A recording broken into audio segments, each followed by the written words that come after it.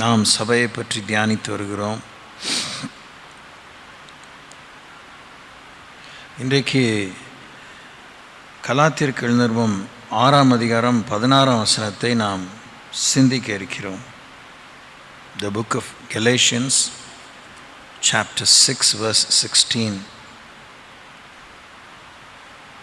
இந்த பிரமாணத்தின்படி நடந்து வருகிறவர்களே அவர்களோ அவர்களுக்கும் தேவனுடைய இஸ்ரவேலுக்கும் சமாதானமும் இரக்கமும் உண்டாயிருப்பதாக என்று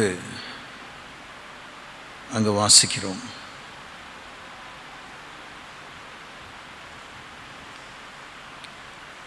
திருச்சபையை தேவனுடைய இஸ்ரவேல் என்று ஆண்டவர் அழைக்கிறார்.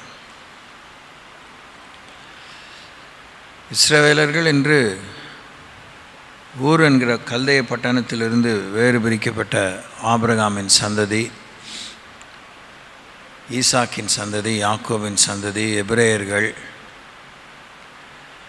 குறிப்பாக யாக்கோபு இஸ்ரவேல் என்று பெயர் மாற்றப்பட்ட பின்னே தேசம் முழுவதும் யூதர்களுக்கு இன்னொரு புனைப்பெயர் இஸ்ரவேலர்கள் என்று உண்டானது.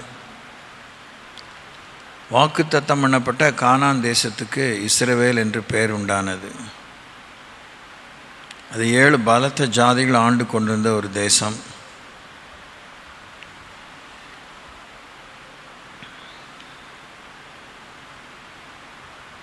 இப்போ நாம் இந்த முடிந்த அளவுக்கு தான், ரொம்ப பெரிய விலாவாரியை நம்ம பார்க்க போகிறதில்ல.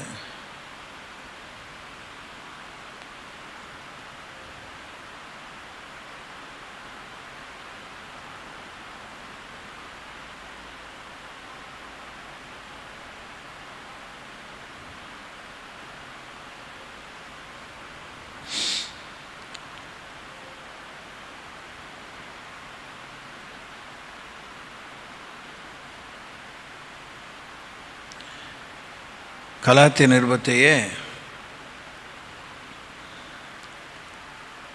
கிருபையை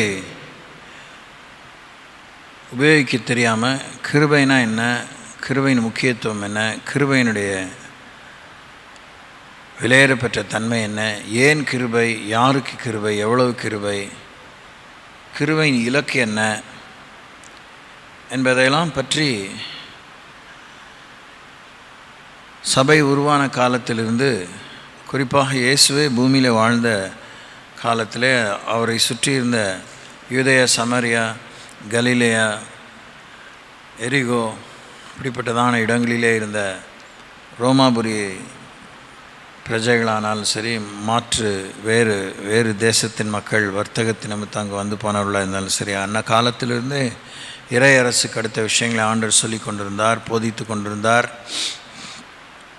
வந்து பழைய ஏற்பாட்டிலே இருந்த நிறைவேற்ற முடியாத நிறைவேறாமலும் இருக்கிற தொகையான விஷயங்களை பற்றி மேற்கோள் காட்டி,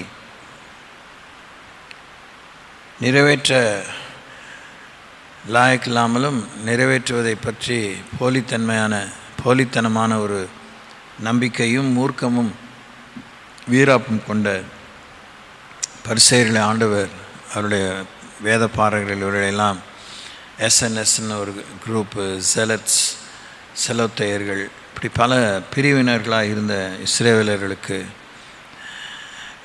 தோராவை கையில் எடுத்தும் தால்முட் என்று சொல்லப்படுகிற ஓரல் ட்ரெடிஷன், வாய்மொழி பிரமாணங்கள், அவைகளிலும் அவர்கள் நிலைத்திருக்க முடியாமல் அவர்கள் மத்தியிலே வெளிப்படையாக காணப்பட்ட ஊழல்கள், ரோமாபுரி அரசோடு கைகோர்த்த நிலை எல்லாம் பார்த்து அவங்க என்ன தான் புரிஞ்சுக்கிட்டாங்க, யாரை தான் புரிஞ்சுக்கிட்டாங்க, எவ்வளோ தான் புரிஞ்சுக்கிட்டாங்க, ஏன் தான் புரிஞ்சுக்கிட்டாங்க, ஏன் தான் புரிஞ்சிக்கலங்கிறதெல்லாம் பற்றி தேவன் போதித்து, அதெல்லாம் முடிந்து ஆவியானவர் ஊற்றப்பட்ட பிற்பாடு அந்த மனம் திரும்பிய வாழ்வு, மறுபிறப்பின் வாழ்வு, தேவனே பாராட்டி தன்னுடைய பிள்ளைகளாய் மாற்றிக்கொள்ளும் அனுகூலம், அவைகளெல்லாம் ஆண்டவர் சொல்லி கொண்டு வந்த அந்த கிருபையை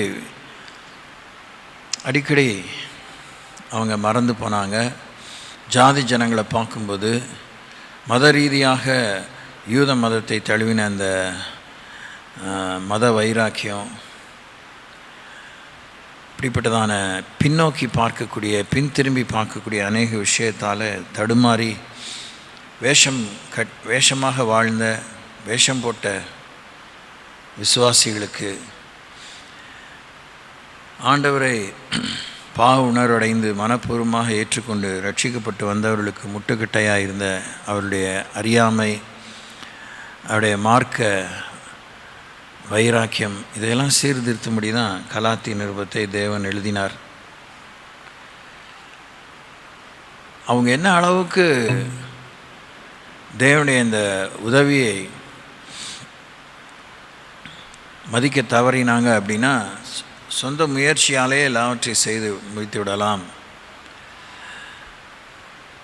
என்று தேவனுடைய கிருபையை அசட்டை பண்ணினார்கள், அவமாக்கினார்கள், ஓரங்கட்டினார்கள்.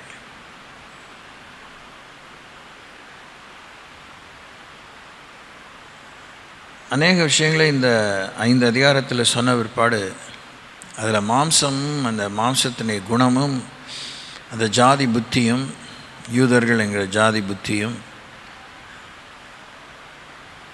அவங்கள என்ன அளவுக்கு குருடர்களாக மூர்க்கர்களாக மாற்றிருச்சு அப்படின்னு சொன்னால், ரொம்ப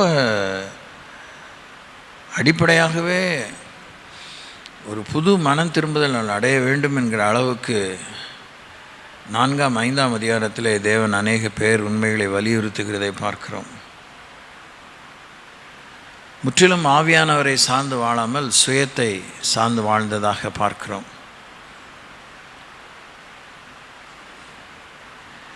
இப்போ நாம் இந்த தேவனுடைய இஸ்ரவேல் என்று சபை அழைக்கப்படுவதற்கு ஒரு விஷயத்தை நாம் நெத்தி பட்டமாக நெத்தியில் அப்படி அணிந்து கொண்டாலும் சரி, கண்ணுக்கு முன்னாடி நிறுத்தி பார்த்தாலும் சரி, அந்த வசனத்திலிருந்து வேகமாக இதை யோசித்து பார்ப்போம். கலாத்தியர் நிருபம் 5ஆம் அதிகாரம் கடைசி வசனம் 26ஆம் வசனத்திலிருந்து வாசிக்கிறேன். இந்த book of Galatians chapter 5 verse 24 கூட வாசிக்கலாம். கிறிஸ்துவின் உடையவர்கள், கிறிஸ்துவின் உடையவர்கள் சொல்லுங்கள். ஆமாம், கிறிஸ்துவின் உடையவர்கள் தான் தேவனுடைய இஸ்ரவேல். Those who belong to Christ are called to be the Israel of God. கிறிஸ்துவின் உடையவர்கள் தங்கள் மாம்சத்தையும் அதன் ஆசை இச்சைகளையும் சிலுவையில் அறைந்திருக்கிறார்கள். அப்போது கொஞ்ச நேரத்துக்கு முன்னாடி சில விஷயங்களை முன்னுரையாக சொன்னேன். கலாத்திய நிருபம் ஏன் எழுதப்பட்டதென்றால், சிலுவையில் அறையப்பட்ட வாழ்க்கை அற்ற மாம்ச கிரியினாலே தேவனுடைய அங்கீகாரத்தையும் தேவனுடைய வரவேற்பையும் பெற்றுக்கொள்ளத்தக்கதாக மனுஷர்கள் முயற்சித்தார்கள். கிறிஸ்துவனுடையவர்கள் தங்கள் மாம்சத்தையும் அதன் ஆசை இச்சைகளையும் சிலுவையில் அறைந்திருக்கிறார்கள். நாம் ஆவியினாலே பிழைத்திருந்தால் ஆவிக்கேற்றபடி நடக்கவும் கடவும். ஆவியினாலே பிழைக்கவில்லை. எப்படி பழைய ஏற்பாட்டில் பிரமாணங்களையெல்லாம், சடங்காச்சாரத்துக்கு அடுத்த பிரமாணங்களையெல்லாம் வியாபாரமாக்கிட்டாங்க. அதை கொண்டு பிழப்பு நடத்தணும்.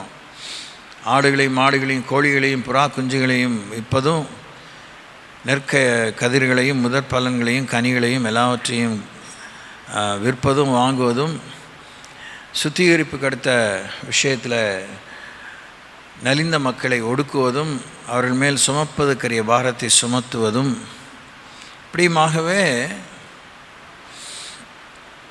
ஒரு பெரிய ஆன்மீக அரசியல், ஆன்மீக அரசாங்கம், ஆன்மீக வர்த்தகமே கொடிக்கட்டி பறந்து கொண்டிருந்தது. இன்றைக்கி எதுவுமே குறைச்சல் இல்லை. இன்றைக்கும் முன்னிருந்ததே பின்னும் நடக்கும், முன்ன நடந்ததே பின்னும் நடக்கும். ஆனால் நடந்ததையோ தேவன் விசாரிப்பார் என்கிற காலத்தில் தான் இருக்கிறோம். எப்பெல்லாம் தேவனோடு நம்ம வைத்துக்கொள்ள வேண்டிய உறவிலே அதை பொருளாதாரத்தோடு இணைத்து அதில் ஏதாவது லாபம் காணலாம் என்ற ஒரு விழுந்துமன அல்ப புத்தியோடு நடந்து கொள்ள நாம் ஈர்க்கப்படும் பொழுது இழுப்புண்டு போகும் பொழுது கிருபையை நாம் இழக்கிறோம், கிருபையை நாம் பார்க்க தவறுகிறோம். அது ஒரு வஞ்சிக்கிற ஒரு செயல், அது வஞ்சகமான ஒரு காரியம். அந்த அளவுக்கு நம்ம புத்தியை தடுமாற்றம் அடைய செய்துடும். நம்ம புத்தி கூர்மை இழந்துருவோம், பகுத்தறிவை இழந்துருவோம். ஓகே, நிறைய சொல்ல இருந்தாலும் அவசியமானது தான் நான் உங்களுக்கு சொல்கிறேன். நாம் ஆவினாலே பிழைத்திருந்தால் ஆவிக்கேற்றபடி நடக்கவும் கடவோம். தேவனுடைய இஸ்ரவேல் என்று அங்கே வாசித்தோம். சரீரப்பிரகாரமான இஸ்ரவேலும் இப்போ நம்ம உலகத்தில் இருக்கிறத பார்க்குறோம். இப்போ தேவனுடைய இஸ்ரவேலர்களாக இருக்கிறாங்களா அப்படின்னு கேட்டால், இருக்கிறவங்க இருக்கிறாங்க, இல்லாதவங்க இருக்கிறாங்க. ஆனால் தேவன்தான் தன்னுடைய ஜனங்களை தன்னுடைய இஸ்ரவேலுங்கிறதுல என்றைக்கு யோசித்து அதை தீர்மானம் பண்ணாரோ, பிரகடனப்படுத்தினாரோ, அன்னையிலேருந்து அவர் மாறவே இல்லை. நம்ம தகுதியற்றவர்களாக போயிருந்தாலும் சரி, நாம் அதை புரிஞ்சுக்கிட்டாலும் சரி, புரிஞ்சுக்காட்டினாலும் சரி, வேணும் வேணான்னாலும் சரி, ஆண்டவர் நம்மை தெரிந்து கொண்ட பிற்பாடு அவர் தன்னுடைய அந்த தெரிந்து கொள்ளுதலிலே மாறவில்லை. அது நமக்கு நம்பிக்கையை கொடுக்க வேண்டியதுக்கு அவசியமாக இருந்தாலும் ரொம்ப நன்றி உள்ளவர்களாகவும் அச்சப்பட்டு சூடு சொரணையோடு திரும்பி வர்றதுக்கான ஒரு அனுகூலம். நான் அவர் ஏற்றுக்காட்டினா அவர் ஏற்றுக்கிறார்ல அப்படின்னு நம்ம யோசிக்கிறதுக்காக இல்லை. எப்படி நாம் அவரை வெறுக்கிறோமோ அதே ரேஞ்சில் அவர் நம்மளை வெறுத்துட்டார்னா செகண்ட் சான்ஸே கிடையாது. There is no second chance. So second chance தப்பு செய்யலாங்கிறதுக்காக இல்லை, திரும்பி வர்றதுக்காக, ஆதி நிலை ஏகுவதற்காக, நியமித்த நிலையிலே நிலைத்திருப்பதற்காக. ஓகே, அந்த வசனம் 26, வீண் புகழ்ச்சியை விரும்பாமலும் ஒருவரை ஒருவர் கோபம் ஊட்டாமலும் ஒருவர் மேல் ஒருவர் பொறாமை கொள்ளாமலும் இருக்க கடவோம். தேவனுடைய இஸ்ரவேல் என்பது புகழ்ச்சிக்குரிய ஒரு விஷயம். இட்ஸ் அன் ஆனரபிள் ஸ்டேட்டஸ், மிகுந்த மரியாதைக்குரிய ஒரு அந்தஸ்து. கர்த்தரா பார்த்த அந்த ஒரு ராஜாங்கத்துக்கு அடுத்த, அவரோடு சமமாக இல்லை, அவரால் ஏற்கப்படக்கூடிய, அங்கீகரிக்கப்படக்கூடிய, அவர் மதிக்கக்கூடிய ஒரு அந்தஸ்து. எம்மாத்திரம்னு காத்தால வாசித்தோம், ஒரு வார்த்தையை சொன்னோம். Who are we after all அப்படிங்கிற நம்மை, மண்ணுக்கு ஒப்பான நம்மை, மண் ஓடுகளுக்கு ஒத்த நம்மை, கரையானாலே அப்படியே அரிச்சு போடக்கூடிய, உளுத்து போகக்கூடிய ஒரு மூங்கிலை போலவோ இல்லை மரத்தை போலவோ இருக்கிற நம்ம, ஆண்டவர் தன்னுடைய முகத்துக்குமாக நிலைத்திருக்கிறவன், தன்னோடு போராடி மேற்கொண்டவன், இஸ்ரவேலின் பிரபு, அவன் ஒரு இளவரசன், பிரின்ஸ் ஆஃப் காட் என்கிற அந்தஸ்தை தேவன் தராரு. எல்லார் வீட்டில் பிறக்கிற பிள்ளைங்களும் ராஜா வீட்டில் பிறந்த பிள்ளைங்களும் சொல்லிக்க முடியாது. ஆனால் நம்ம ராஜாதி ராஜாவுடைய பிள்ளைகளாக மறுபிறப்பு அடைந்த சனத்திலிருந்தே நம்ம ராஜாதி ராஜாவுடைய பிள்ளைகள். அதனால் நம்ம வீண் புகழ்ச்சி அடைவதற்கு அதில் ஒன்றும் இல்லை. சரியான வேலை இருக்குது. சித்தார்த்தர் என்பது தான் புத்தருடைய இயற்பெயர். அவர் அசோக சக்கரவர்த்தியினுடைய மகன் என்று நாம் அறிந்திருக்கிறோம். அன்றைய காலத்தில் இருந்த கஸ்திகள், சமுதாயத்தில் இருந்த பல ஏற்றத்தாழ்வுகள், அசோகர் ஒரு நல்ல ஆட்சி இப்படி தந்தாலும் அவருமே ரத்தம் சிந்தி இருக்கிறார். அவருமே பல விதத்தில் அதெல்லாம் பார்த்து மக்களுடைய துயரெல்லாம் கண்டு அவர் இளவரசனாக இந்த சித்தார்த்தர், அவர் துறவரம் பூண்டு போதி மரத்து கீழே ஞான திருஷ்டி அடைந்து புத்தர் ஒரு பேர் உண்டானதெல்லாம் நம்ம சரித்திரத்தில் அறிந்திருக்கிறோம். ஆனால் புத்தர் வழிபடுறவங்க அது இன்னொரு ஏமாற்றமான, இன்னொரு வேதனையான, இன்னொரு துக்கமான, லாபம் இல்லாத ஒரு பொய் மதம்தான் அது. மனுஷத்தையே சார்ந்த மனுஷனுடைய துறவரத்தின் சக்தி, தியாகத்தின் சக்தி, அதையே நம்பி வாழ்கிறவங்க. அப்போது தேவனுடைய இஸ்ரவேலுங்கிறத நம்ம புரிஞ்சுக்கிறதுக்கு வேண்டிய நடைமுறை கிறிஸ்தவ வாழ்க்கை வேண்டியதை கடவுளை சார்ந்து வாழணும். ஓகே, நாம் இப்போ ஆதியாகமம் புத்தகத்துக்கு போவோம். Let's go to the book of Genesis chapter 20.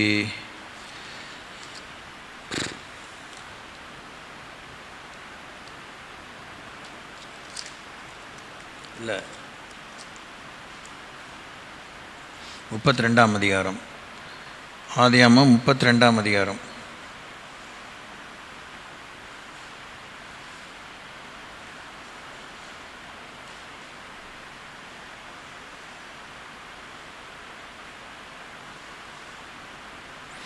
இருபத்தி 2ஆம் வசனத்தில் இது.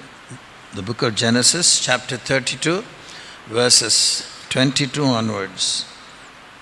ராத்திரியிலே எழுந்திருந்து தன் 2 மனைவிகளையும் தன் 2 பணிவிடைக்காரிகளையும் தன்னுடைய 11 குமாரரையும் கூட்டிக் கொண்டு யாப்போக்கு என்கிற ஆற்றின் துறவை கடந்தான்.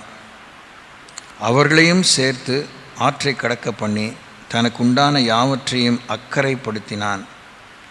யாக்கோபு பிந்தி தனித்திருந்தான். Something to note. தேவனுடைய இஸ்ரவேல் என்பவன் தேவனுடைய இஸ்ரவேலாய் ஆக போகிறவன், தேவனுடைய இஸ்ரவேலாக ஆக்கப்பட்டவன், அவன் தேவனோடு தனித்து வாசம் பண்ணுகிறவன். He has an individual capacity, he has an individual responsibility, he has an individual status. இது ஒரு பணிக்காக, ஒரு அருட்பணிக்காக, ஒரு அருள் நிறைந்த வாழ்வுக்காக, ஒரு உன்னத நோக்கத்துக்காக, உரிய நோக்கத்துக்காக, உறுதியான உண்மையான நிலையான நோக்கத்துக்காக.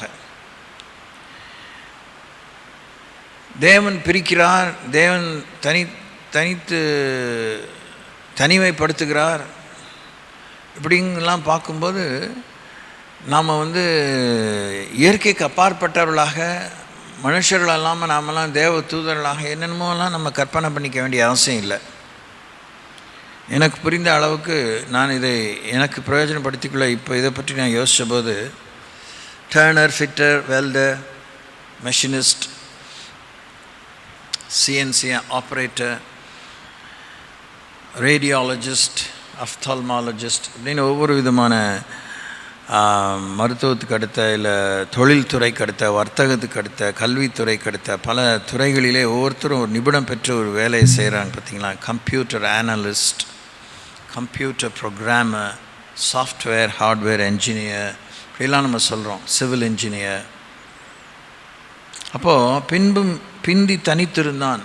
God has a very particular work for every believer. தேவனுடைய இஸ்ரவேலாய் தேவன் கருதும் ஒவ்வொரு தேவ பிள்ளைக்கும் ஒரு பணி உண்டு. அதை நம்ம என்னன்னு தெரிஞ்சுக்க விருப்பப்படல. நம்ம இப்போ சின்ன குழந்தைங்களை கேட்போம், இப்போ வளர்ந்து படித்தோன்னா என்ன படிக்க விரும்புகிற, என்ன விரும்புகிறேன்னு கேட்போம். அவங்க புரிஞ்சதை, ஆசைப்பட்டதை, பார்த்ததை, இம்ப்ரெஸ் ஆனதை பற்றி சொல்லுவாங்க. உண்மையாகவே அவங்களுடைய ஆப்டிடியூடெல்லாம் அவங்க புரிஞ்சுக்கிட்டு சொன்னாங்களான்னு நமக்கு தெரியாது. ஆனால் அவங்க ஆப்டிடியூட் அவங்க from a very tender age, 5 வயசுலேருந்தே அவங்க அவங்களுக்குள்ளே இருக்கிற அந்த தேவதானமாக தேவன் தந்த அந்த தாளந்துகள் அது வேலை செய்ய ஆரம்பிச்சிருக்கும். டெக்னிக்கல் மைண்டோட, இலக்கிய மூளையோட வெவ்வேறு விதமாக அவங்க தாளந்தங்களை வெளிப்படுத்தியிருப்பாங்க. அவங்க விளையாட்டில் ரொம்ப சாமர்த்தியமாக இருப்பாங்க. சில பேர் பேச்சு திறன் உள்ளவர்களாக இருப்பாங்க. சில பேர் நல்ல பாடகர்களாக இருப்பாங்க. சில பேர் நல்ல ஆர்டிஸ்டாக இருப்பாங்க. ஸோ அதை அவங்க ஐடென்டிஃபை பண்ணி, பெற்றோர்கள் அதை ஐடென்டிஃபை பண்ணி அவங்களுக்கு போதுமான பயிற்சியும் உற்சாகத்தையும் தர வேண்டும். அதெல்லாம் இல்லாமல் போனால் கூட தேவன் நமக்குள்ளே வைத்த தேவதானம் சமயம் பெறும் பொழுது அதற்கேற்ற அனுகூலங்களை தேவன் தரும்போது நாம் அதில் வளருவதற்கு வாய்ப்புகள் இருக்குது. பல காலமாக நம்ம ஒடுங்கி போயிட்டோம், முடங்கி போயிட்டோம், அடங்கி போயிட்டோம். தருணங்கள் இல்லை, வசதிகள் இல்லாததுனால நாம் குப்பை நம்ம யோசிக்க வேண்டிய அவசியம். God will train us. யாக்கோபு பின்பும் தனித்திருந்தான். அப்பொழுது ஒரு புருஷன் பொழுது விடியும் அளவும் அவனுடனே போராடி அவனை மேற்கொள்ளாததை கண்டு அவனுடைய தொடை சந்தை தொட்டார். அதனால் அவருடனே போராடுகையில் யாக்கோபின் தொடை சந்து சுளுக்கிற்று.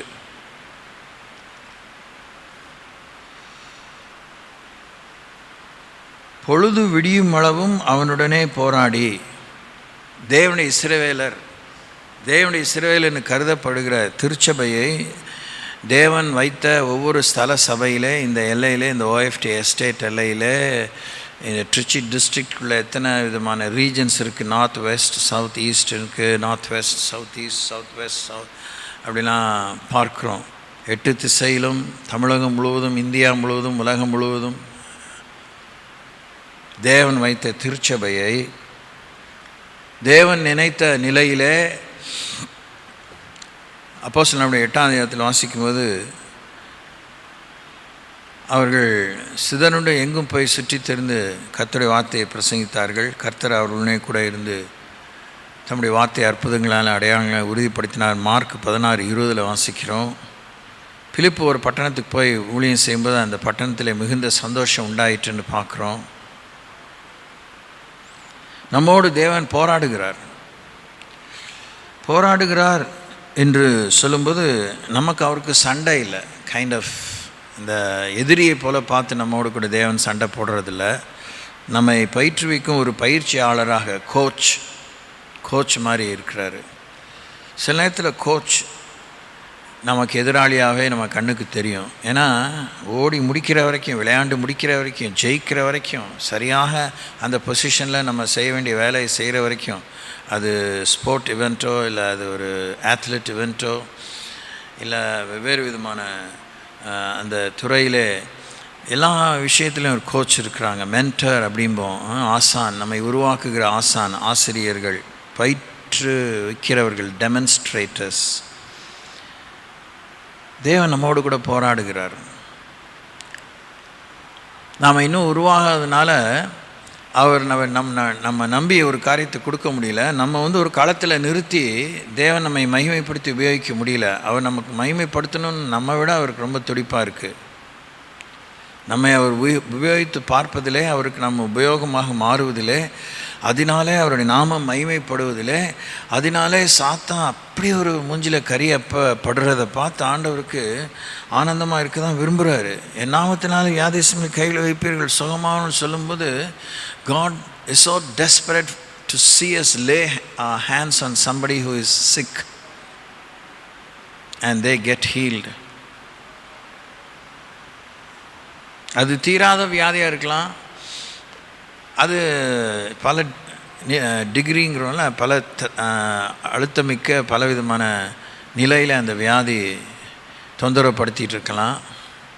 ஆனாலும் மருந்து மாத்திரை இல்லாமல் கடவுளுடைய நாமத்தினால், இயேசு நாமத்தினால் அந்த வியாதி போகுதுன்னா God is happy. அது என்ன, அவர் எதனால ஹாப்பியாக இருக்கிறாருன்னா வியாதி போனதில் இல்லை, அவர் சொன்னதை நம்ம செய்கிறதில்ல, இல்லை லூயா கீழ்ப்படுகிறதில்ல. என் நாமத்தை விசுவாசி நீ வியாதிஸ்மல் கையில் வச்ச சுகப்படுத்துகிறதா நம்ம வாய்ப்பே இல்லை, நம்ம அதை செய்ய முடியாது. ஆனால் சுகம் மாறானே, அதான மேட்டரு. பொழுது விடியும் அளவும் ஒரு விடியல் வாழ்க்கையில் வேணும். அங்கலாய்ப்போடு ஆசைப்பட்டுகிட்டே இருக்கிறதுல பிரயோஜனம் இல்லை. சித்திரமும் கை பழக்கம், செந்தமிழும் பழக்கம் எல்லாம் நமக்கு தெரியும். சில நேரத்தில் அப்படி தான் எனக்கு செம்ம போராட்டமாக இருக்குது. எதுக்கு பிரசங்கம் பண்ணு, என்ன தெரியாது உங்களுக்கு? நீங்கள் வேணால் புதுசாக எனக்கு இது தெரியாது சொல்லுவீங்க. எனக்கு அதை பற்றி சொல்கிறதுக்கு ஒன்றும் இல்லை. ஆனால் உங்களுக்கு நிறைய தெரியும். தெரிஞ்ச அளவுக்கு நீங்கள் எங்கேயோ என்னென்னத்தையோ சாதிச்சிருக்கலாம். என்ன உங்களுக்கு புதுசாக சொல்கிறது? சொன்னதை வேறு மாதிரி சொல்கிறோம், ஒரே தான் சொல்கிறோம், வேறு மாதிரி சொல்கிறோம், அவ்வளோதான். உங்கள் வாழ்க்கையில் என்ன விடியல் இருக்குது? அடிக்கடி நான் சொல்வது போல் கடவுள் கத்திரிக்காயெல்லாம் தூர வீசிட்டு பொது அறிவில், பொது வாழ்வில் என்ன உங்கள் குடும்பத்தில் என்ன விடியல் வந்திருக்கு சொல்லுங்கள். What break through have you been seeing in your family life? இந்த எல்லையில் ஒரு 5000 ஃபேமிலிஸ் இருந்தால் எல்லாருக்கும் இருக்கிற அதே குழந்தை பாக்கியம், இல்லை திருமணம், பிள்ளைங்க வளர்க்குறது, ஸ்கூலுக்கு அனுப்புறது, காலேஜுக்கு அனுப்புறது, வேறு என்ன வித்தியாசமாக செய்கிறீங்க? ஒருத்தரோட கொஞ்சம் ஜாஸ்தி சில ஆயிரங்கள் சம்பாதிப்பேன், இவ்வளோ தான் செய்வீங்க. What else are you contributing? வேறு என்ன விதத்தில் இந்த சமுதாய வளர்ச்சிக்கு, உங்கள் குடும்ப வளர்ச்சிக்கு, உங்கள் குடும்பம் முன்மாதிரியாக இருந்து தேவனுடைய இஸ்ரவேலுங்கிற அந்த டைட்டில் பார்த்திங்களா? எங்கள் எம்ஜிஆர் நகர்லே அவங்கள மாதிரி இல்லை அப்படின்னு சொல்கிற மாதிரி, விளக்கு தண்டின் மேல் இருக்க விளக்குன்னு ஆண்டவர் சொல்கிறார். அதெல்லாம் ஒப்புமை தானே சொல்கிறாரு. மலை மேல் இருக்க பட்டணம். And what way are you impacting this society? என்ன செல்வாக்கு மிக்கவர்களாக இருக்கீங்க? என்ன முன்மாதிரியாக இருக்கீங்க? உங்களை பார்த்து 4 பேர் நாக்கு மேலே என்ன பல்லு மேலே நாக்கு போட்டு பேசுகிறாங்களா, இல்லை வாயை மூடி அப்படியே வரலை இப்படி வச்சு ஸ்தம்பித்து பார்க்குறாங்களா? In what way are they challenged by your life as husband and wife, as children, as a family? என்ன விதத்தில் அவங்க படிக்கிற அந்த ஸ்கூலில் அவங்க ரேங்க் ஹோல்டர்ஸாக இருக்காங்க? என்ன விதத்தில் சமுதாயத்துக்கு அவங்க உபயோகமாக இருக்காங்க? என்ன விதத்தில் அந்த பிள்ளைகளை நீங்கள் வளர்த்த வளர்ப்பு, ஃப்ரெண்ட்ஷிப் சர்க்கிளில் கிளாஸ்மேட்ஸ் உங்கள் பிள்ளைகளோட ஃப்ரெண்டாக இருக்கணும்னு எவ்வளோ விரும்புகிறாங்க? இதுதான் விஷயம். தேவனுடைய இஸ்ரவேல்னால் இதுதான் விஷயம். அவங்க என்ன அளவுக்கு கணக்கு வழக்கில்லாத இந்த 66 புஸ்தகத்துக்குள்ளே, குறிப்பாக பழைய ஏற்பாடு முழுசும், at least from the book of Joshua, இல்லைன்னா from the book of Deuteronomy, உபாகம புத்தகத்திலிருந்து மல்கியா புத்தகத்து வரைக்கும் இஸ்ரேல் ஜனங்களுக்காக ஆண்டவர் கொட்டி தான் கொடுத்துருக்கார். குவியலாக அம்பாரமாக, மலையை விட ஒசரமாக ஆண்டவர் கிருபைகளையும் வாக்குகளையும் நன்மைகளையும் கொடுத்துருக்கிறார். அவங்களோட இருக்கிறாரு, அவங்களோட மாரடிக்கிறாரு. அவரால் அவங்களோட இருக்கவே முடியல, அவங்களுக்கு இவரோடு இருக்க முடியலனாலும் சில காலம் விலகி இருந்தார். ஆனால் அவரால் எப்ராயிமே நான் உன்னை எப்படி கைவிடுவேன், எப்ராயிமே நான் உன்னை எப்படி மறப்பேன் அப்படின்னு அங்கலாய்க்கிறாரு. And all those years and years of history கடவுளை மறந்து வாழ்ந்தாங்க, மறுதலிச்சு வாழ்ந்தாங்க, நன்றி கெட்டவளாக வாழ்ந்தாங்க, இஸ்ரவேலின் பரிசுத்தரை மட்டுப்படுத்தினவர்களாக வாழ்ந்தாங்க.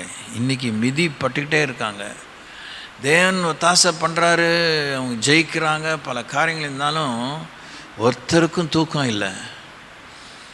த்ரோண்டு நாடு தான், சுற்றி எல்லா எல்லையிலையும் எதிரிகள், எல்லா எல்லையிலையும் அவங்களை நோக்கி ஏவுகணைகளும் வெடிகுண்டுகளும் பலவிதமான இராணுவ தளவாடங்கள், அழிவுக்கு எதுவான விஷயங்கள், ஓயாமல் சைரன் அலாம், அந்த எச்சரிப்பின் துணி.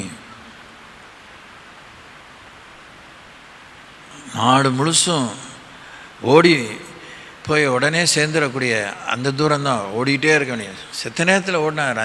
2 அடி பங்கர்ஸ் கட்டி வச்சுருக்காங்க இஸ்ரேலுக்கு. எல்லா பக்கத்துலேயும் அடியிலையும் மேலேயும் பல இடத்துல பாம் ஷெல்டர்ஸ் உண்டாக்கியிருக்கிறாங்க. என்ன லைஃப் அது? What kind of life it is?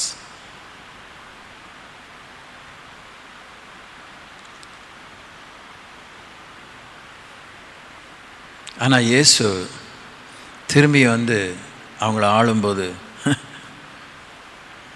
அது ஜெகஜோதியாக இருக்கும், அது கண்கொள்ளா காட்சியாக இருக்கும். அதை பற்றி நமக்கு வந்து ஆண்டு கொண்டு இருக்கும்போது தான் நமக்கு தெரியும். அதை பற்றி நம்ம என்ன தான் வைல்டாக கெஸ் பண்ணாலும் we may not know what it is. ஆனால் சமாதானம் உள்ளதாக இருக்கும், சௌக்கியம் உள்ளதாக இருக்கும், அமைதியாக இருக்கும், நீதி உள்ளதாக இருக்கும். பொழுது விடி மூலமும் அவனுடனே போராடி, எவ்வளோ நேரம் தூங்கினா கூட அப்புறம் முழிப்பு வரத்தான் செய்யுது. unless we are in coma, நினைவிழந்து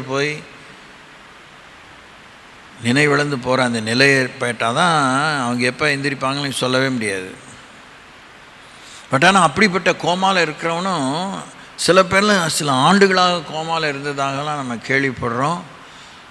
கொஞ்சம் அதிர்ச்சியாக தான் இருக்குது. பட் ஆனால் some people have come back to their senses. அதுவுமே பயங்கர ஆச்சரியமாக இருக்குல்ல. சரீரத்தில் உசுறு இருக்கும், நினைவே இருக்காது. டெட் வெஜிடபிள் மாதிரி இருப்பாங்க. பொழுது விடியும் அளவும் தேவன் இஸ்ரவேலனுக்குள்ளாக அவனுடைய பொழுது அவனுக்கு தெரியும், அவனுடைய விடிவு அவனுக்கு தெரியும். அல்லேலூயா, அல்லேலூயா. அவனை மேற்கொள்ளாததை கண்டு, தேவனை இஸ்ரவேல் என்பவன் மேற்கொள்ளப்பட முடியாது. அவன் ஜெயிக்கிறவன், ஜெயிக்க பிறந்தவன், ஆள பிறந்தவன், வாழ பிறந்தவன். சும்மா உஸ்பேத்திர பாசிட்டிவ் ஸ்டேட்மெண்ட்டை, வேலை யுத்தத்தில் வேலை சாராங்க, கேஷுவலிட்டிஸ் இருக்கும், மறந்துடவே கூடாது. அதனால் தேவனுடைய பிள்ளைகள் சாகவே மாட்டாங்க, காயப்படவே மாட்டாங்களாம் சொல்ல முடியாது. காயப்படுவோம், மரணத்துக்கு எதுவான காயம் ஏற்படும், மறிக்கவே கூட செய்வோம். ஆனாலும் யுத்தத்திலே முடிவிலே ஜெயிப்போம். எதிரி தோற்கடிக்கப்படுவான், அவன் திட்டங்கள் அவமாய் போகும். அவனை சிறைப்பட்டு போன இடங்களை நாம் கைப்பற்றுவோம், சிறைப்பட்டு போன குடும்பத்தை நாம் மீட்டுக்கொள்வோம், பொருளை மீட்டுக்கொள்வோம். we are called to be redeemers. நாம் இரட்சகரின் பிள்ளைகள், இரட்சகரின் சந்ததி, இரட்சிக்கிறவர்கள். நம்மை கொண்டு தேவன் இரட்சணை செய்கிறார். அதனால்தான் பாவத்தை மன்னிக்கும் அதிகாரத்தை தேவன் பேதுரு கையில் கொடுக்கிறார். நீ எவருடைய பாவங்களை மன்னிப்பாயோ அவர்களுக்கு நான் அதை மன்னிப்பேன், எவருடைய பாவங்களை மன்னியாமல் இருப்பாயோ அவர்களை நான் மன்னிக்காமல் இருப்பேன். பரலோக ராஜ்யத்தின் திறவுகளை கொடுக்கிறார். அது ரொம்ப ரொம்ப சீரியஸான விஷயம். நம்ம யாருக்கும் மன்னிக்கலான்னா நமக்கு கடவுள் மன்னிக்க மாட்டார். அதை செய்யாமல் நம்ம என்னத்தை தான் அப்படியே மலையளவாக எவரெஸ்ட்டுக்கு மேலே அவசரமாக குதிச்சு வச்சுருந்தாலும் வேஸ்ட்டு.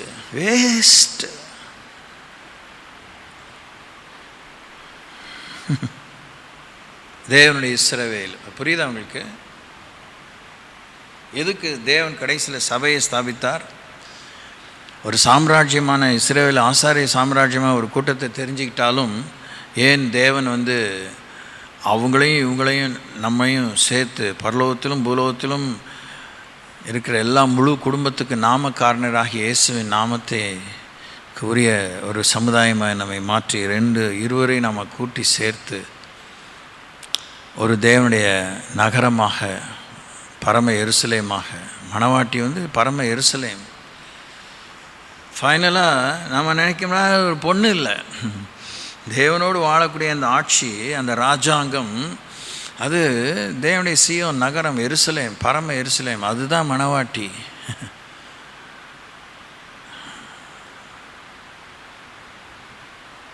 அவனை மேற்கொள்ளாததை கண்டு தேவனாலே பிறந்தவன் உலகத்தை ஜெயிக்கிறான். ஏனெனில் தேவனுடைய வித்து அவனுக்குள்ளே தரித்திருக்கிறது. இவை எல்லாவற்றிலையும் நான் நம்மில் அன்பு கூறுகிறவராலே முற்றும் ஜெயங்கொள்ளுவர்களாய் இருக்கிறோமே. We are more than conquerors in all these things through Jesus who loves us.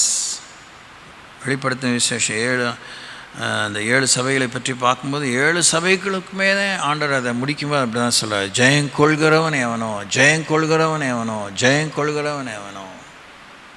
So we are destined to win over. தோல்வி என்பது இல்லையே.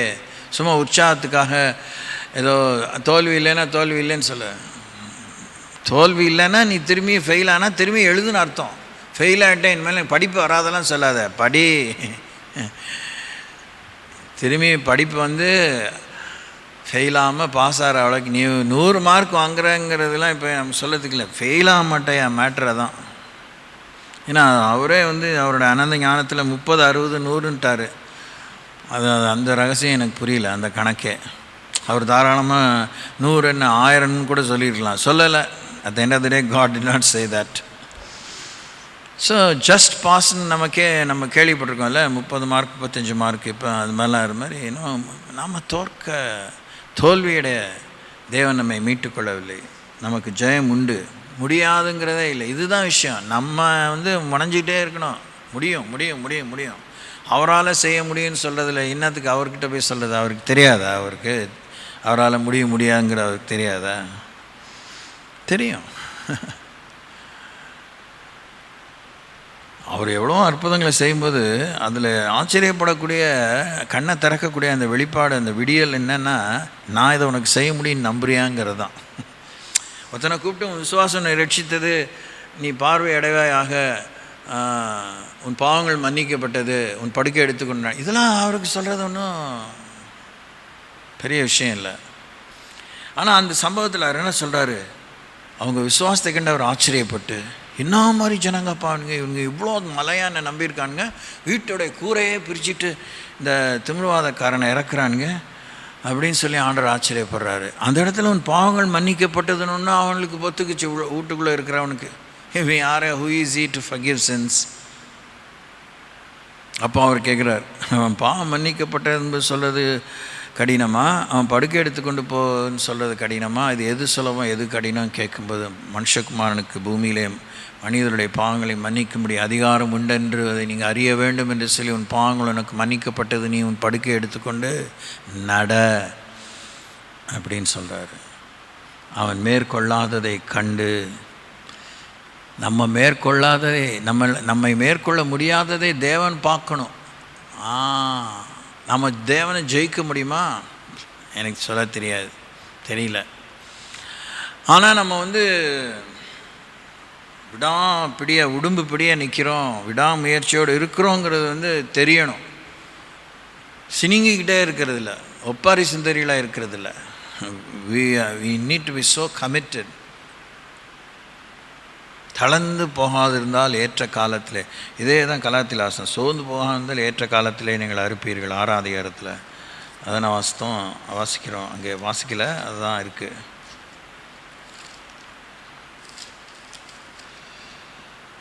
நன்மை செய்கிறதில் சோர்ந்து போகாதிருப்போமாக, நாம் தளர்ந்து போகாதிருந்தால் ஏற்ற காலத்திலே அறுப்போம்னு 9ஆம் அதிகாரத்தில் 9ஆம் வசனத்தில் வாசிக்கிறோம், கலாத்தியர் 6:9. அப்போ தேவனுடைய இஸ்ரவேல் அவன் தேவனோடு கூட போராடி மேற்கொள்ளாததை கண்டு, அப்படின்னா by God's permission, by God's supervision தேவன் இப்படிப்பட்ட ஒரு அனுபவத்தை அனுமதிக்கிறார். ஆனால் அங்கே ஒரு செக் வைக்கிறார், அவனுடைய தொடை சந்தை தொட்டார். Praise the Lord. தொடை சந்தை தொட்டார். நம்ம வாழ்க்கையில் எதையோ தொட இருக்கிறாரு, தொடை சந்தை தொடுறாரோ, எதையோ ஒன்று தொட இருக்கிறார். தொடரத்துக்குன்னு ஒரு காரியம் இருக்குது. என்னை தொடும் ஆண்டவரே, என்ன என் உதடுகளை தொடும், இஷ்டம் போல் அதை இதெல்லாம் தொடுன்னு நம்ம சொல்லிகிட்டு இருப்போமா இருக்குது. எதில் பிரச்சனை இருக்காது. அவருக்கு எதை தொடணுன்ட்டு இருக்கு. ஸ்தோத்திரம். அதை தொடும்போது தான் நம்ம யாருன்னு நமக்கும் தெரியும். அப்போ தான் we will also surrender. நம்ம எல்லா பீத்தலும் அப்போ தான் ஒரு முடிவுக்கு வரும். தேவனுடைய இஸ்ரவேல் தேவனாலே தொடப்பட்டவன், அல்லேலூயா, தொடப்பட வேண்டியவன், அல்லேலூயா. அதனால் அவருடனே போராடுகையில் யாக்கோவின் தொடை சந்து சுளுக்கிற்று. அது தொடை சந்து நரம்பு தொட்டதுனால ஒரு சுளுக்கு, நம்ம தொட்டதுனால, இப்போ பவுலை தொட்டதுனால ஒரு முள் சொன்னார். அது முள் என்னவோ இருக்கட்டுமே, அது ஒரு பெரிய வியாக்கியானம். என்னதான் அதனால் அது அவரை மன தாழ்மையோடு நடந்து கொள்ள செய்து கொண்டே இருந்தது. நாம் ரொம்பவே எப்படிலாம் தியானித்து பகுத்தறிஞ்செலாம் கூட இதெல்லாம் செய்யுங்கன்னு கேட்போம். நான் சொல்லட்டுங்களா ஒரு உண்மையை உங்களால் ஒத்துக்க முடியுமா முடியாதுன்னு தெரியாது. ரொம்ப சேஃபாக தான் கேட்போம் தெரியுமா. நமக்கு ஆபத்தான எதையுமே ஆண்டுகிட்ட கேட்கவே மாட்டோம். அப்படியே ரொம்ப அப்படியுமோ. ஆனால் அதில் ஒரு சேஃப்டி இருக்கும், அதில் ஒரு நம்மளால் தாங்கிக்க முடியும். ஆனால் தேவன் அப்படி நம்மளை செய்கிறதில்ல. தேவன் நம்ம தொடும்போது, அப்பா இயேசுவே என்னை ரட்சின்னு சொல்கிறத தான் செய்வார். சத்தமே இல்லை. அல்லேலூயா. ஐயரே நாங்கள் மடிகிறோம், உமக்கு கவலை இல்லையா?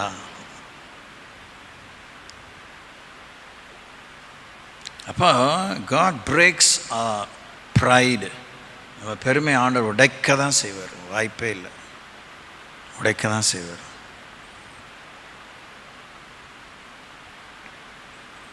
நாம் அவரை தவிர வேறு எது மேலே நம்பிக்கை வைக்க முடியாத நிலைக்கு வர வச்சிருவார். அப்போ தான் நம்ம உண்மை நமக்கு புரியும். அவர் தான் நம்ம நம்பிக்கையா இல்லை இது வரைக்கும் எது நம்முடைய நம்பிக்கையாக இருந்துச்சு, யார் நம்முடைய நம்பிக்கையாக இருந்தா அப்படிங்கிறது நமக்கு அப்போ தான் புரியும். இது வரைக்கும் எல்லாத்தையும் விட்டுட்டேன் கொடுத்துட்டேங்கிறவங்கள எல்லாம் நம்மக்கிட்டேருந்து யோபை போல் உருவின பிற்பாடு தான் எது இருக்குது இல்லைன்னே தெரியல, ஒன்றுமே கையில் இல்லை, சொரிஞ்சிக்கிறது கூட ஒன்றும் முடியல, ஓட வச்சு சொரிஞ்சிட்டு இருக்கேன். யோபை பற்றி எவ்வளோ ஈஸியாக சொல்லிடுறோம் நம்ம. தேவனுடைய இஸ்ரவேல் சபை தேவனை சார்ந்து வாழ வேண்டும். அங்கங்கள் இயேசுவை சார்ந்து வாழ வேண்டும். அந்த ஒற்றுமை, அந்த யூனிட்டி இல்லைன்னா நெல்லிக்காய் மூட்டையாக இதெல்லாம் போய் சேரலான்னு நம்ம எல்லாம் நாங்கள் என்ன மட்டித்தனமாக கனவு கண்டுட்ருக்கோம். பெருமூச்சு விட்டாலும் அழுதாலும் புரண்டாலும் அவர் விரும்புகிற பிராரமாக நமக்குள்ளே ஒற்றுமை வரலைன்னா அருள் ஊற்றப்படாது. ஆரோனின் சிரசிலே ஊற்றப்பட்டு அது தாடின் வழியாக வழிஞ்சு ஆடையெல்லாம் நினைக்கும் அங்கே அவனுக்கு ஆசீர்வாதத்தை கட்டளையிடுவேன் என்பதெல்லாம் சும்மா பாட்டும் பேச்சும் காலட்சேபமாக தான் இருக்கும்.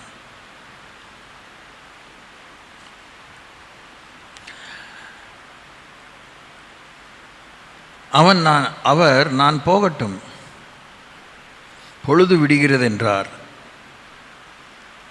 அல்லேலூயா. தேவனுடைய இஸ்ரவேலனுக்கு பொழுது விடிந்து விடும். அல்லேலூயா, ஆமென். நமக்கு இருளே இல்லை.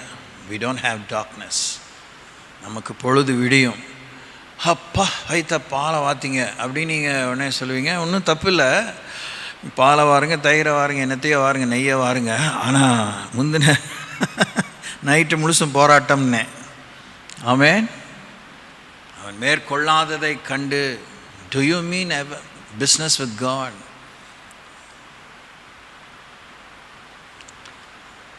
Oh God in heaven. அவர் நான் போகட்டும். இப்போ யோசிங்க, எத்தனை தடவை நம்ம பொய்யா, நீங்கள் அதை ஒத்துக்குவீங்களோ ஒத்துக்கலையோ, சும்மா ஒரு மரியாதைக்கு ஒரு பழக்க தோஷத்தை, வாங்க இயேசுவே, வாங்க இயேசுவே, தங்குங்க இயேசுவே, இப்படி இருங்க. உண்மையாக தான் கூட்டமாக அவர் வந்துட்டாரா என்னன்னு கூட எதுவுமே தெரியாது. ஆனால் ஒரு நேரம் வரும், நான் போகட்டும்னு அவர் சொன்னார்னா அவர் நம்ம கூட இருக்கிறாருங்கிறதே நமக்கு தெரியாமல் உட்காந்துருக்கோம். ஆமாவா இல்லையா? என்ன இப்படி இருக்கீங்க? ஆமாவா இல்லையா? ஆமாம். உங்களோட அவர் இருக்காருன்னு உங்களுக்கு இன்னும் தெரியல. எப்போ தெரியும்? பாசாங்க பண்ணாதீங்க. தனிமையிலையும் பாசாங்க பண்ணாதீங்க, கூட்டத்துலேயும் பாசாங்க பண்ணாதீங்க. ரெண்டு பேராக இருந்தாலும் சரி, 2x2 or 2 எங்கே ரெண்டாவது பாசாங்க பண்ணாதீங்க. அவர் நம்ம கூட இருக்கிறாரா, நம்மக்கிட்ட வந்துட்டாரா அப்படிங்கிறது நமக்கு தெரியும். நாம் எத்தனை தடவை எஞ்சி போயிடும் அவர் நம்ம கூட இருக்கும்போது. யோசித்து பார்த்தீங்கன்னா அப்புறம் ஏன் அவர் திரும்பி வருவார் நீங்கள் எதிர்பார்ப்பீங்க? எப்படி நீங்கள் கூப்பிடலாம்? வந்த போதெல்லாம் நீங்கள் சட்டை பண்ணல, வந்த போதெல்லாம் ஆமாம் எதுக்கு வந்தீங்க அப்படின்னு சில பேர் கேட்கணும்னா, ஓ அப்படியா, இப்படி தான் கடவுளை நம்ம பழகுறோம். எப்படி பழகுறீங்க? அப்படியே ரொம்ப நண்பனாக ஆத்மார்த்தமாக எப்படி பழகுறோம்? யோசித்து பாருங்கள். கஷ்டம் வரும்போது உதவிக்க மாத்திரம் அந்த நேரத்துக்கு அப்படியே நைஸ் பண்ணி அதை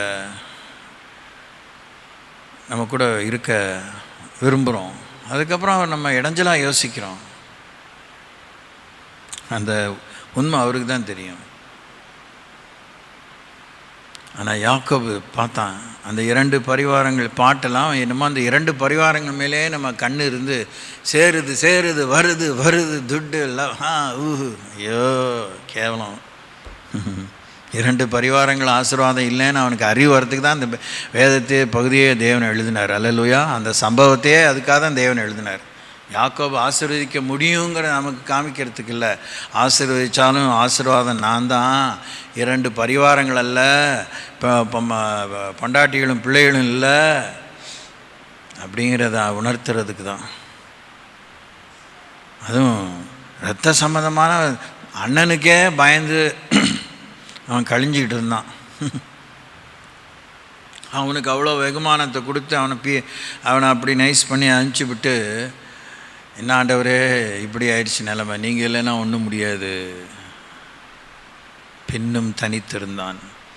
அவன் மேற்கொள்ளாததை கண்டு அவனுடைய தொடை சந்தை தொட்டார். அதனால் அவருடனே போராடுகையில் யாக்கோபின் தொடை சந்து சுளுக்கிற்று. அவர் நான் போகட்டும், பொழுது விடுகிறது என்றார். God asks permission, let me go. நாம ஓ வாரும் தூய ஆவியே. அவர் என்ன இங்கே விட்டுட்டு எங்கே போயிட்டாரா? ஓ டியர், அவர் சொல்லணும், ஆர்பிஎம் மாத்திரம் இல்லைப்பா, இந்த எல்லையில் பல சபை இருக்குது, என் ரத்தத்தால் மீட்டு கொடுப்பட்ட பிள்ளைங்களாம் இருக்காங்க, நீங்கள் உங்கள் கூடயே குத்தகையாக எங்கேயே வச்சுக்கிட்டா எப்படி ஆகுறது? கொஞ்சம் போயிட்டு வரேன், திரும்பி வந்துடுறேன் அப்படி அவர் சொல்லணும். சோத்திரம், நான் போகட்டும், லீவ் மீ அலோன், பொழுது விடுகிறது என்றார். அதற்கு அவன், நீர் என்னை ஆசீர்வதித்தால் ஒழிய உம்மை போக விடேன் என்றான். தேவனுடைய இஸ்ரவேலனுக்குள்ளாக இருக்கக்கூடிய புரிதல் என்ன? கர்த்தருடைய ஆசீர்வாதமே ஆசீர்வாதம், கர்த்தருடைய ஆசீர்வாதமே ஐஸ்வர்யத்தை தரும். அதோடு அவர் வேதனையை கூட்டார். நீர் என்னை ஆசீர்வதித்தால் ஒழிய. யோசித்து பாருங்கள், இதிலெல்லாம் நம்ம எவ்வளோ நொக்கு விழுந்தவங்களாக இருக்கிறோம். இன்னார் அன்னாருடைய பேச்சு, இன்னார் அன்னாருடைய அறிமுகம், இன்னார் அன்னாருடைய வரவேற்பு, சகவாசம், இதெல்லாம் பெரிய ஆசீர்வாதமாக நினைக்கிறோம். Cash kind, friendship, fellowship, influences, ஒன்றும் செய்ய முடியல. ஒரு பாவியை மறந்திருப்ப முடியல, ஒரு வியாதிகாரனை முழுசாக சுகமாக்கி விடுதலை ஆக்க முடியல. நம்மளே இசு பிடிச்சவங்களாக தான் இருக்கோம், பித்து பிடிச்சவங்கள போல தான் அலைகிறோம். In what way are we satisfied?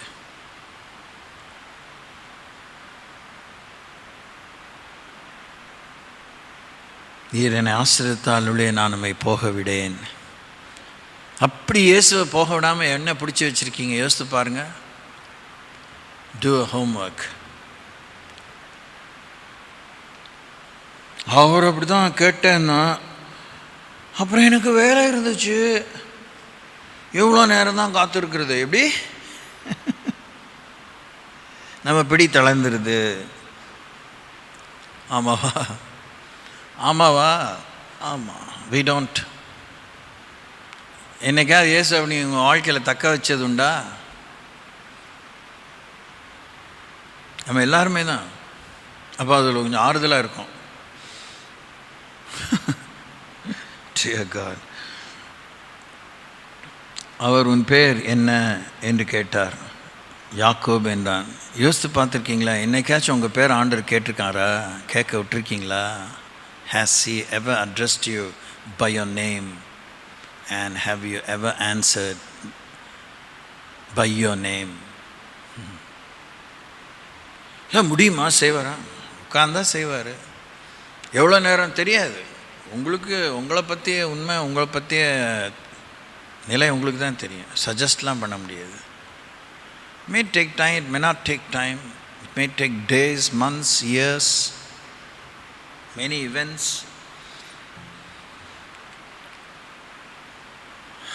Hallelujah. அப்பொழுது அவர், உன் பேர் இனி யாக்கோபு என்னப்படாமல். நம்ம இப்போ நம்ம பேர் சொல்கிறோம். ஆக்சுவலாக அதான் சொல்கிறேனே, அந்த இஸ்ரவேலுடைய அந்த எபிரேயருடைய அந்த பாரம்பரியத்தில், அவங்களுடைய அந்த ஹோல் சமுதாய ஸ்ட்ரக்சரில் சராசரியான அளவுக்கு அதிகமாகவே, ஏறக்குறைய முழுமையாக இல்லை அதி உச்சமான அளவுக்கு கடவுளுடைய பேர் முன்னையோ பின்னையோ இருக்கும். சஃபிக்ஸ் ஆர் ப்ரஃபிக்ஸ், அப்படிப்பட்டதான பேர் தான் வைப்பாங்க. அதனால் அதில் ஒரு அர்த்தம் இருக்கும். இப்போ யாக்கோபுன்னா அவன் எத்தனை அர்த்தம்? ஏமாத்துறவன், வஞ்சிக்கிறவன், திருட்டுப்ப. உன் பேர் என்ன? நான் ஒரு திருடன் அப்படின்னா அப்படி, ஐயோ என்னடா உன் பேர் இப்படி இருக்குது, இனி நீ திருடன் இல்லை, நீ தேவனுடைய பிரபு, அல்லேலூயா அப்படின்னு ஆண்டவர் பெயர் மாற்றுவார். அப்போ நம்ம பேரை கேட்குறானே எனக்கு புரியலையே அப்படின்னு யோசிப்பீங்க. இதுதான் எனக்கு புரிஞ்சது, அதனால் இது என் அபிப்பிராயம், இதுதான் வேதம் நான் சொல்லிக்க இஷ்டப்படலை. என் பேர் அவர் கேட்டார்னா, நான் ஒரு ஏமாத்து பேர்வழி, நான் ஒரு வேஷக்காரன், நான் ஒரு சோம்பேறி, நான் ஒரு கோழை, நான் ஒரு பாசாங்கு பண்ணுறவன், நான் ஒரு பைத்தியம், புத்தியோடு இருக்கிற பைத்தியம். ஏன்னா இப்படி சொல்லலாம், நான் ஒரு காரியக்கு இருக்கேன் சொல்லணும். நான் ஒரு பேராசை பிடிச்சவன், நான் ஒரு பொறாமை பிடிச்சவன் சொல்லணும். இப்போ ஆண்டவர் பேரை மாற்றுவாராக இருக்கும். So once he changes our name, nature changes, நம்ம சுவாபமே மாறுது. அப்போது we have a stance and we have a standing with God. அப்பொழுது உன் பேர் இனி யாக்கோபு என்னப்படாமல் இஸ்ரவேல் என்னப்படும், தேவனோடும் மனிதனோடும் போராடி மேற்கொண்டாயே. சராசரியாக மனுஷனோடே நம்ம போராடி நம்ம சுவாபத்தில் நம்ம விடுதலை பெறலை, நம்ம சுவாபத்தில் நம்ம கடினப்பட்டு போயிட்டோம்.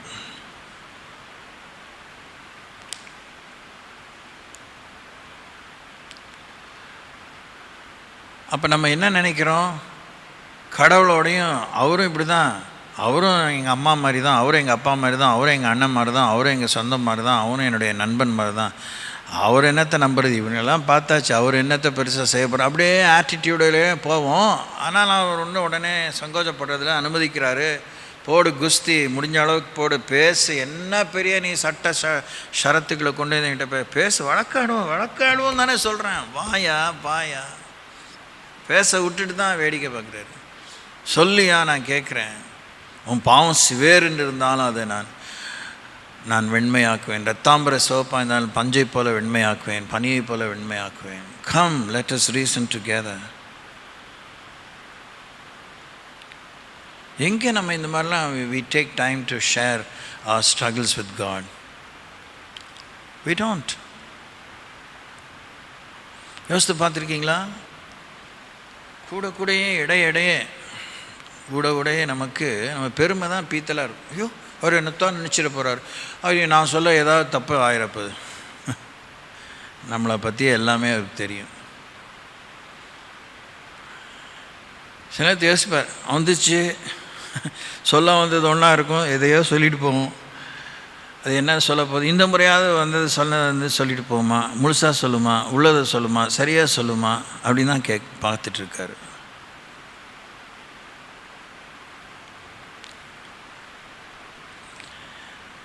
நாம் எங்கேயாவது கடவுள்கிட்ட இப்படி ஜெபிக்கிறதுக்கு தேவன் இடம் கொடுத்துக்கான்னு நினைக்கிறீங்க?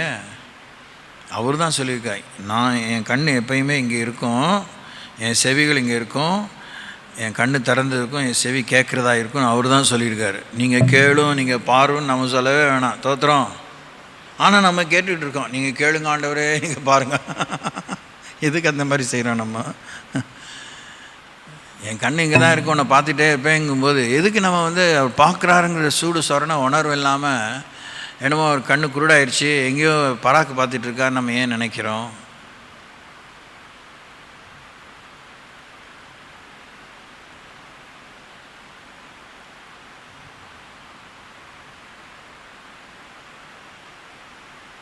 உன் பேர் இனி யாக்கோபு எனப்படாமல் இஸ்ரவேல் எனப்படும், தேவனோடும் மனிதனோடும் போராடி மேற்கொண்டாயே என்றார். அப்பொழுது யாக்கோபு உம்முடைய நாமத்தை எனக்கு அறிவிக்க வேண்டும் என்று கேட்டான். அதற்கு அவர், நீ என் நாமத்தை கேட்பானேன் என்று சொல்லி அங்கே அவனை ஆசீர்வதித்தார். ஹல்லேலூயா. பெனியேல் தேவனை முகமுகமாய் சந்தித்தவன், தேவனை இஸ்ரவேலன் தேவனை முகமுகமாய் தரிசித்தவன், தேவனை தரிசித்து அவரோடு போராடி மேற்கொண்டவன், பெயர் மாற்றப்பட்டவன், சுவாபம் மாற்றப்பட்டவன். இப்படி இருக்கவன் கிறிஸ்துவுக்குள் இருந்தால் புது சிருஷ்டியாக இருக்கிறான். பழையவர்கள் ஒளிந்து போயின, எல்லாம் புதிதாயின.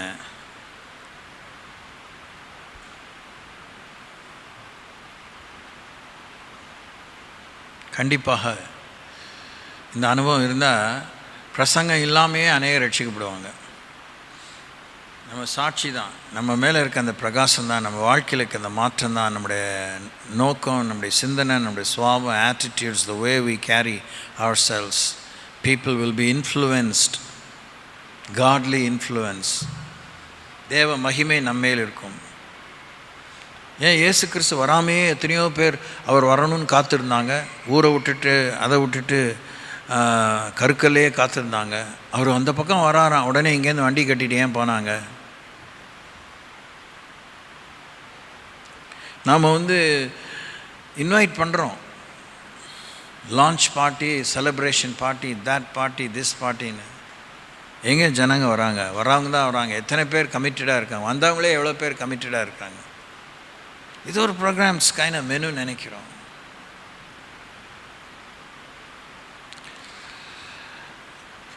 நம்ம மேலே தேவனுடைய அருள் இருக்கணும். காலேஜில் படிக்கும்போது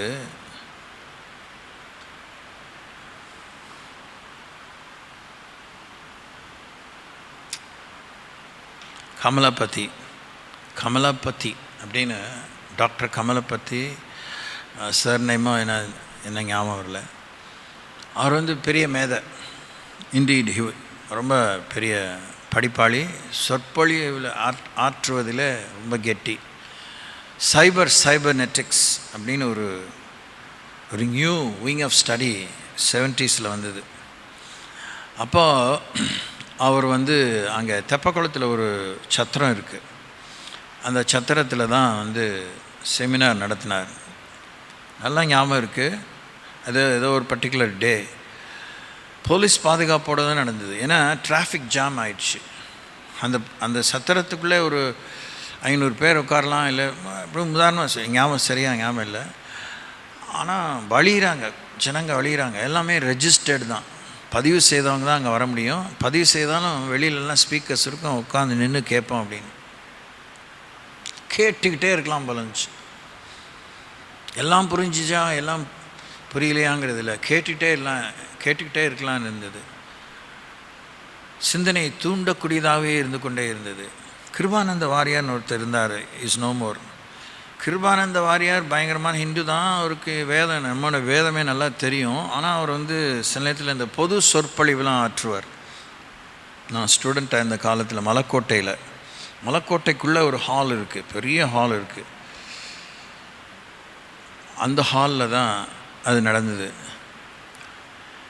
அவருமே அப்படி தேன் ஒழுக பேசுவார். யூ கேன் கேட்டுகிட்டே இருக்கலாம். சாமியை பற்றிலாம் சொல்லாமல் சாதாரணமாக நிறைய பொது விஷயங்களை அவரால் பேச முடியும்.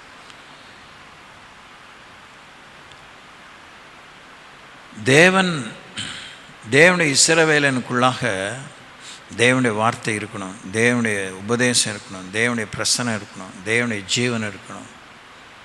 இயேசு கிறிஸ்துக்குள்ளே அந்த மகிமையின் பிரசனம் இருந்ததுனால வேதத்தை அறிந்த யூதர்களும் குதர்க்கமாக என்ன தான் பேசுகிறான் இந்த வாயாடி அப்படின்னு கேட்கவும் போனாங்க. ஒரு கூட்டம் வாழ்வு வேணும்னு போனாங்க, இருந்தாங்க வழி திறக்கணும்னு போனாங்க, நன்மை உண்டாகணும்னு போனாங்க. ஸோ தேவர் ஆஃப்டர் கிரைஸ்ட் 3 நாள் மறந்து தேவனோடு உட்காந்துருந்தாங்க. அவங்களுக்கெல்லாம் பசி தாகத்தெல்லாம் மறந்து உட்காந்துருந்தாங்க. அவங்களுக்கு ஆண்டவர் உணவளித்தார் என்று பார்க்குறோம். தேவனுடைய இஸ்ரவேலனை பற்றி இன்றைக்கு இவ்வளோ தான் பார்த்துருக்குறோம். மீதி பின்ன பார்க்கலாம். ஸ்தோத்திரிப்போம். Thank you Lord.